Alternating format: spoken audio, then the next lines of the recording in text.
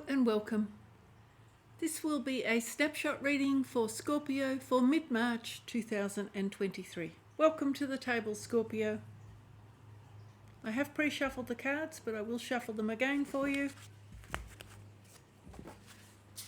The flowers from my garden. Crystals have been in their salt bath. And everything on the table has been blessed and protected, both for myself and for you. You will note that the cards have some stickers on them. That is for nudity, so you don't need to be worried about any nudity. Everything has been covered. I will be using a 3-card spread with one deck only. All the cards will be in the upright position. So 3 cards, and then each card will receive 2 additional clarifying cards. It should be a brief reading, probably 10 to 15 minutes. Okay, Scorpio, let's get started. First card out, 10 of Swords. Queen of Staffs or Queen of Wands, 8 of Pentacles. And on the bottom of the deck, I'll show you. Oh, we've got the Hierophant. Okay, lovely. All right, I'll talk about each one of these cards first. So it looks like you're coming to the ending of something. 10 of Swords, kind of been quite a difficult and painful time. This is rather a dramatic depiction of this card. It looks like you've come to the absolute end of everything. Looks like you're at the end of your endurance as well. Totally dead here. It's over, it's finished, there'll be no more words, maybe the end of a contract. End of your learning, perhaps. That could also be the case. Perhaps you've completed your learning. Here we've got the Queen of Wands. So the Queen of Wands, somebody fully in their power, somebody who's creative and fertile, somebody who's ready to take up a journey of creation, something that her heart desires. She's quite capable of executing the things that she needs to do to take up her project and to follow her passions. Here we've got the 8 of Pentacles. So 8 of Pentacles, working hard, having worked hard to earn the money that you've achieved, and also this has been achieved with satisfaction. So it does look like you've been working hard.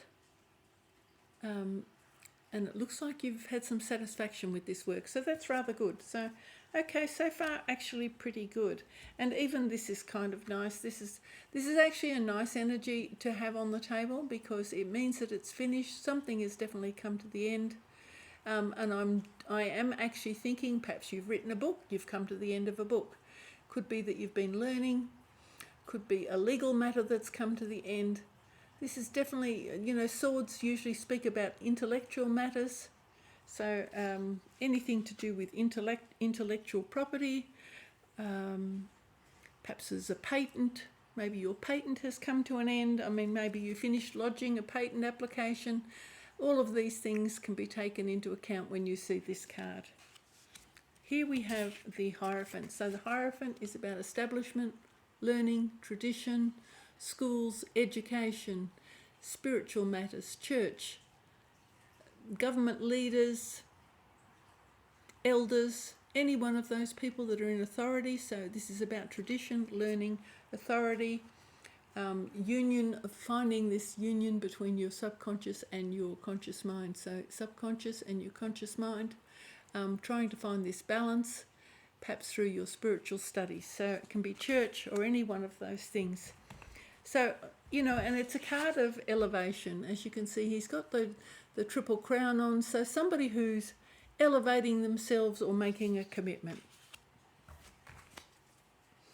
Okay, let's clarify these cards now, Scorpio. Let's see what else we can find out about what you've been working so hard at.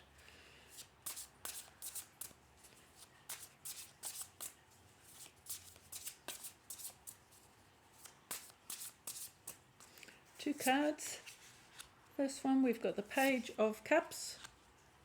love. So Two of Cups, Page of Cups and Two of Cups. Seven of Cups, oh, lots of cups here. Ace of Pentacles, beautiful. I've got two here, so I'll take those two. So this one first. Commitment and Six of Wands, victory and commitment. Okay, let's start with this one. So Page of Cups, this is about being open to receive love. This is a new energy. This can be a young person who's just opening themselves up to love. So this could be a new love coming towards you. This is somebody not so experienced, somebody who's a little bit younger, perhaps who hasn't had many loving experiences, perhaps just parental love rather than an amorous love. So new energy coming towards you.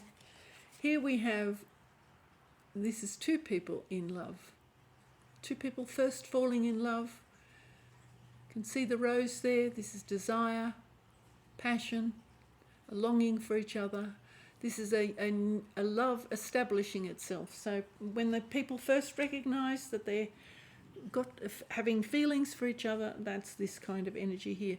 It can also be about a partnership, okay, a business partnership. Opening yourself up to love. Here we've got the Seven of Cups. Always be careful what you wish for. Not everything is going to bring you happiness. Some of those cups will be filled with all different things. This is you know, where your imagination runs riot with the kind of things that you would like to have in your life. You need to be selective. You need to stop daydreaming, procrastinating. Make up your mind what it is you'd really like to do with your love and with your, you know, your heart and your energy, because this can also be a sort of commitment to something that you love. Okay, so before you commit yourself to love,